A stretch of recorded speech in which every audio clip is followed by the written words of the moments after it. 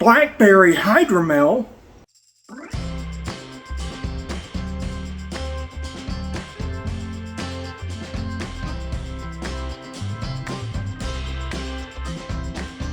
Welcome back to the Four Seasons. I'm your host Ken Johnson. Today we're going to be doing a blackberry hydromel. If you ever watch some of these gardening shows, one of them is done by a guy by the name of Texas Prepper 2. And he is the foremost authority that I've found on thornless blackberries. And so this mead is in honor of him. So stay tuned. When I did this original hydromel, the idea was that I thought of a hydra and have multiple heads, and as you cut off one head, a new one appears, or actually more than one appears. And so you got different creatures you're basically fighting now, or you're dealing with. And there's a YouTuber, TP2, and he does blackberries. And I wanted to do a berry hydromel, and the idea is that once you get a good hydromel recipe, then you can start playing with flavors and see what you like, what you don't like, see how varietals will change the flavor some. So I'm loving Gallberry honey right now, and I wanted to see how Gallberry would play against other flavors. So you will see in my Hydromel series that I'm going to have other Hydras that I'm doing, and this is Hydroberry. In honor of TP2, I'm doing it as a blackberry hydromel made with Gallberry honey. And so the first thing we do is we freeze our 12 ounces of blackberries. And the reason why you freeze your berries is that it'll actually help them to get more juice out of them. You get more juice out of a frozen product than you do a non-frozen product. And this is my immersion blender, and I'm going to add some spring water. And even though we got wonderful water here in Northwest Florida, that spring water, it comes with a free fermenter, and that's what I'm after really, is the fermenter. So I've got to get rid of the water, so we're going to use that in this. Okay, so this is just a few cups of water, and what you do is you just kind of put this in, just kind of pulse until they're broke up a little bit. The water will also start defrosting a little bit, and of course I make a mess because I'm holding the camera, but I'll show you this once I'm done. Okay, so that is what 12 ounces of frozen blackberries look like when they've been blended up. And of course a lot of this purple color will go away because we're going to dilute it down even more with this hydromel, but you should get a fairly decent berry flavor that I'm hoping will be enhanced by the Gallberry honey. Okay, for our Hydroberry hydromel, what I've done is I've already labeled and dated and put the recipe down. So we'll be using 12 ounces of frozen blackberries pureed with some water. Got the water, half pound of Gallberry honey, and a half gallon of our hydromel. That's it, because the hydromel already has active yeast, so we don't have to worry about that. We're just reusing that yeast. So with that, we're going to go ahead now and add in our fruit, and of course I'm probably going to make a mess. I've done a previous video on the Hydra cherry, and I tried pouring it in. That was a mess up, so we're going to try using this ladle here and ladling this in. See you in a minute. Well, that was thankfully uneventful. Now the next thing I'm going to do is add some honey, and so I'm just going to pour in some Gallberry honey right here. And of course honey takes forever, so I'll spare you that. Okay, now we'll just add some water to it. Now the next thing we do is put the cap on, And we shake her up to oxygenate it and also mix up the honey. I just hope it keeps this color. It is gorgeous right now, and of course it's going to change when I add in the next ingredient, which is going to be our Hydromel. I won't show you that, but I'm just going to pour it in.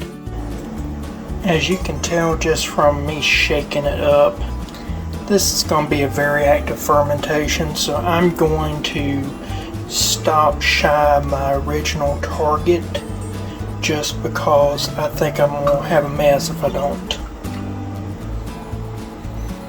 Okay, it's going to be kind of hard to see in there, but it is 1.020 original gravity or starting gravity. So let me calculate that real quick for you.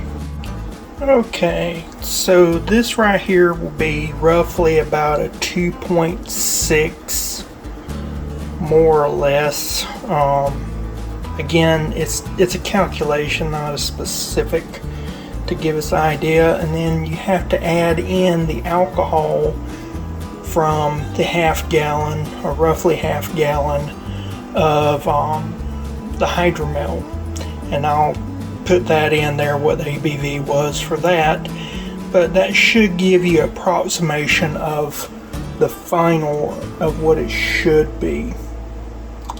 So the next thing we'll do is the airlock. As always, our airlock is nothing more than a balloon that I've put a few holes in with a toothpick at the very tip, and then I just took a rubber band, wrapped around a few times. So this will now set for about, I would say, no more than 3 weeks. I'll finish it out, then we'll bottle it, carbonate it, see how it tastes. See you in a minute. Well, I got to admit, sadly, that it has been almost a month. This is January 25th, and it wasn't that the Hydromel didn't finish out in the 2 weeks that it's supposed to. It is the fact that I got busy.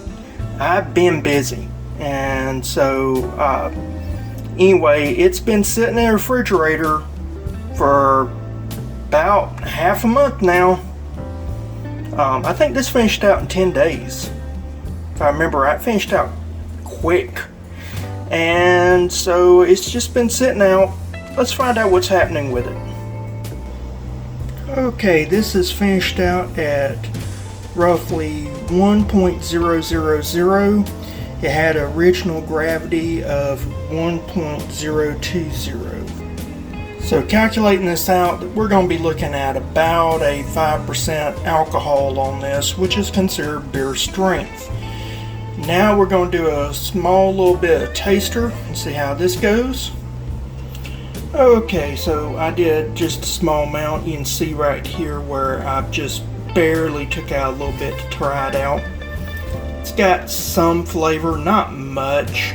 The berry flavor isn't that strong because I didn't use a lot of berries. I didn't really want to have a ton of berry juice to contend with.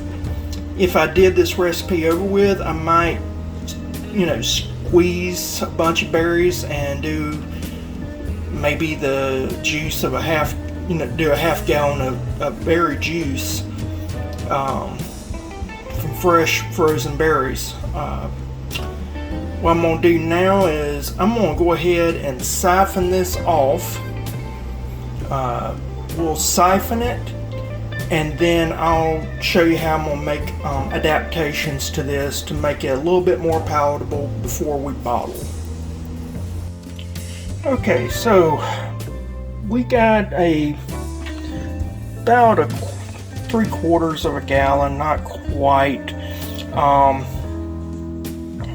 A little less than 3/4. There's always some left over. I had about that much left in the bucket. I just did not want to stir up the lees in that. Now we need to make additions to this. And on the additions, first thing I want to do is some sweetness.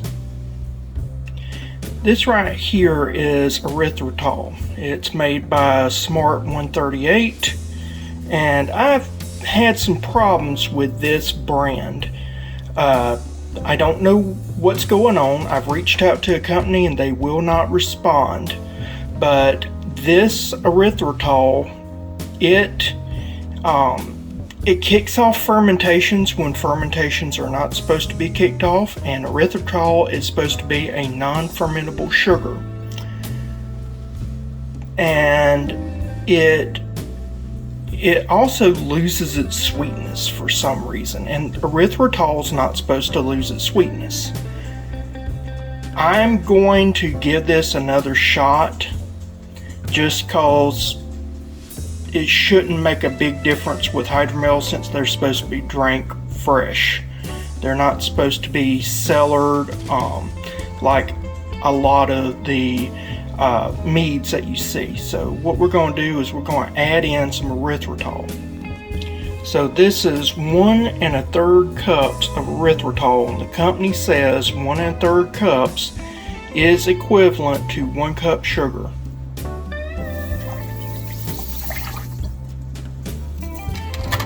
Now this right here is cold. The reason why it's cold is because I was cold racking, what's called cold crashing. And so you hear some sandy sound. That is the erythritol, granulated erythritol that hasn't been diluted out. So you want to get rid of all that gritty sound. And once it's fully dissolved, we'll go to the next step. That got the sweetness up. I can now taste the honey. I would probably add just a little bit more honey than what I did. I was trying to keep the ABV low. So the problem is if you add more berries, then that's going to increase your sugar. And then if you add more alcohol or more honey, that increases your sugar and that increases your alcohol. So it's got a berry flavor, but I can definitely taste the honey profile on the back. I like that. Now, the next thing that we have is malic acid. It's got a little tartness, but not a lot. Blackberries have tartness to them, and the main ingredient in blackberry gives them that tartness is malic acid. So I'm going to start with a 1/2 teaspoon and keep adding a 1/2 teaspoon until I get something that I like. So first dose, a half teaspoon dose. Let's see what we got. It's almost there, so I'm going to do another 1/2 teaspoon, so that makes a teaspoon total that I've used so far. Okay, so one of the things I've noticed, it still tastes a little flabby, and the way that you can fix that is with wine tannin. And wine tannin is just ground up nutshells. So what I'm going to do is I'm going to put a 1/4 teaspoon of wine tannins in here. Okay, so this is a 1/2 cup of erythritol. It was just too astringent. I was thinking that was too much because we had less than a gallon, and I was right. It needs a little sweetness. And I'm also adding in roughly a 1/4 teaspoon of acid because it lost some of the acid too, so we need to pump that up. Okay, that right there is going to work for me. I'll spare you the bottling, but suffice it to say, I have a racking cane, but I'm in a hurry, and so I'm going to go ahead and use a funnel and ladle this in. It's quicker, but I make a bigger mess. I'm going to do that in the sink where I don't have to worry about a camera. I'll show you the bottles when I'm done so that you can see what I do next. Okay, we got 7 bottles, full bottles, and almost had 8, but wasn't quite full enough, and so I decided to just put that into a cup and I'll drink that tonight. Now we're going to use carbonation drops. So one of these drops is a measured amount of sugar to give sufficient carbonation. Okay, all you do is just drop these in. So 1, 2, 3, 4, 5, 6, 7. Now we're going to cap these. The caps are on, and here's my capper. I'll just put this on there. I gotta use both hands, so I won't show that. Alright, so all 7 are bottled. I'm going to now put them in what I call my bomb shelter. It's just a storage container that I put my carbonated beverages in. Next time you see me, we'll be doing a tasting.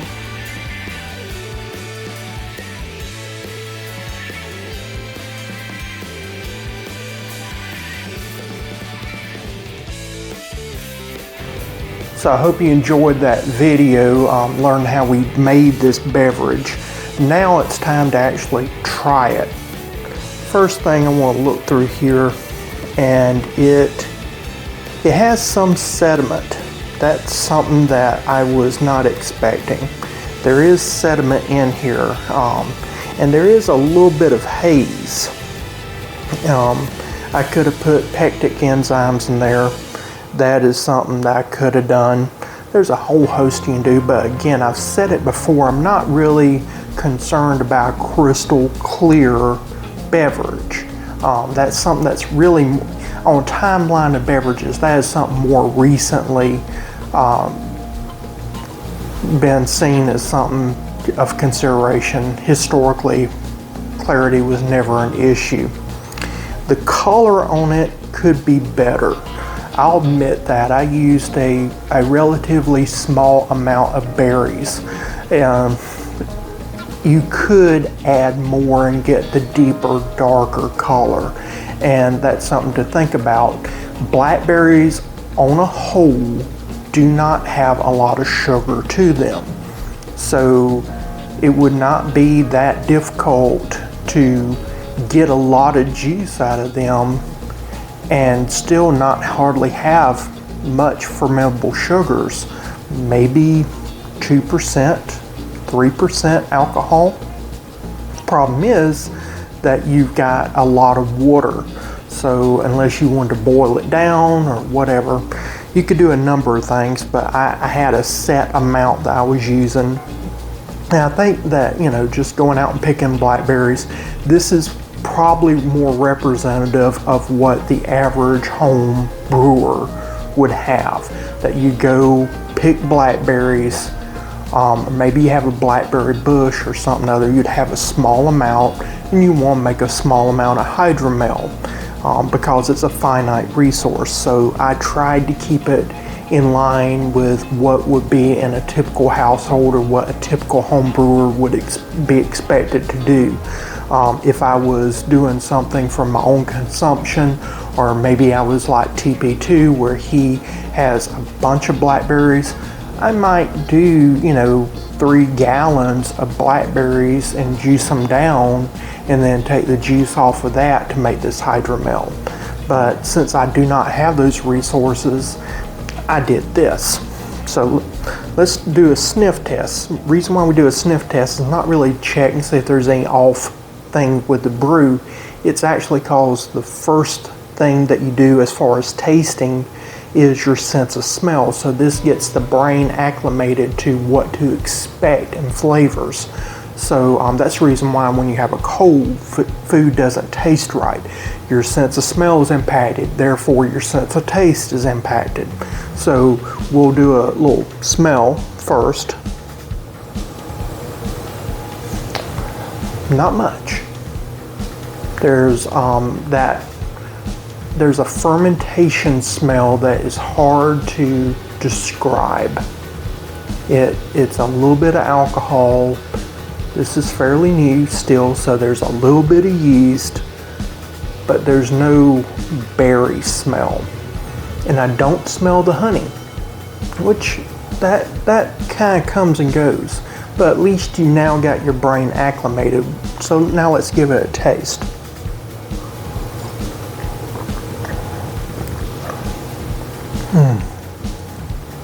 Now one thing I will say, I expected more carbonation, I didn't get it.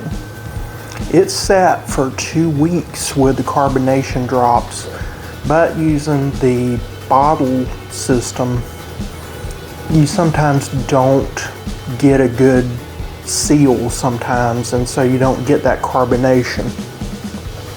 I'm kind of disappointed because I wanted this to be fizzy, and it's just the nature of using a capper. Unless you have a corking system and use harnesses, or you got the swing top caps like for the growlers, it's hard to do it any other way where you actually try to.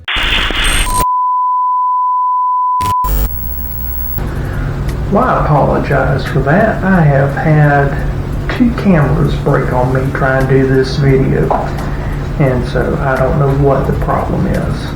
But just getting back to what I was saying with this brew, your carbonation is a problem that you're going to always have. You need to realize that unless you have a swing top growler, or you have some type of corker with a harness, and you're using bottles specially made for doing this, the beer bottle capper system is probably going to be the easiest for most homebrewers. In a commercial setting, they would actually have special bottles, special cappers. They would have carbon dioxide injection systems. They would have all this, and we don't have access to those materials usually. So because we don't have access, we have to do the best we can. That means that we're using flawed systems. So I've had multiple cases where the beer bottle and capper system, it just didn't work. I didn't get the sparkling nature of the beverage that I wanted. With that said, it's still a good beverage. It is, I would say it's a 6.5, 7 almost. If it was sparkling, it'd be an 8.5, almost 9. I would definitely add more blackberries. I think I'm missing the blackberry flavor. That's what I think I'm most disappointed with in this beverage, because I tried to keep it true to what the average home brewer would have. You would go out picking your berries. You would have an access to an area where you can pick blackberries. Be difficult unless you have a farm. Most people wouldn't have a bunch of bushes. You might have 1, 2, maybe 3 bushes, but you definitely wouldn't have 20 or 30 to where you can get a good amount of blackberries. So with that said, I tried to keep it true to what you would deal with. Another option might be using blackberry juice. With that, you would not necessarily get the full flavor of the blackberry though. Juice, you only get partial flavors, but that is an option. If you can find maybe blackberry juice concentrate, that is something to try. Still, I believe that this is worth giving it a go, so definitely make this. Stay tuned for future content in this series, because we're going to be doing, this is mead number 2 out of 13 meads, so there's 11 more to go. So if you haven't already, go ahead and give this video a thumbs up, a like. It helps the algorithm that YouTube has. Another thing is, if you hit the subscribe button, that notification bell, it'll let you know about future content, and it also helps that algorithm. Plus, another thing that you can do to help out this channel, share this video. It really does help us grow. Just placing a comment down below if you've tried this, if you've tried blackberries, or if you're going to try it. Those comments really do help to push this video so that more viewers can see it and we can grow as a channel. And by growing as a channel, that allows me to do more content that you might like. So with that, I just want to say thank you for your time. I hope you enjoyed this video, and I will see you again next time. Bye.